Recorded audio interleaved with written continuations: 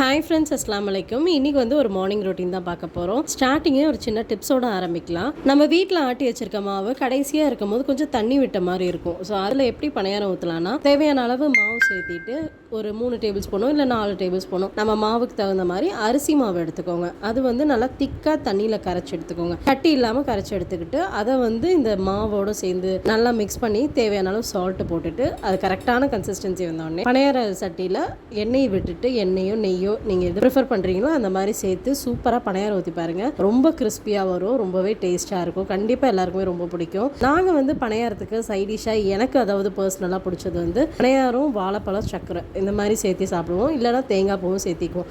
நீங்கள் பணியாரத்துக்கு என்ன மாதிரி சைடிஷ் வச்சுக்குவீங்க, இல்லை எதுக்கு எது காம்பினேஷன் நல்லா இருக்குன்னு சொல்லுங்கள். கண்டிப்பாக அதை ட்ரை பண்ணுவோம். நம்ம கமெண்ட்ஸை பார்த்து மற்றவங்களும் தெரிஞ்சுக்குவாங்க. ஸோ இந்த மாதிரி மினி வ்ளாக்லாம் பிடிக்கும்னா கண்டிப்பாக சேனலை சப்ஸ்கிரைப் பண்ணிக்கோங்க. இன்னும் நிறைய மினி வ்ளாக் வந்துட்டுருக்கு. பாய்.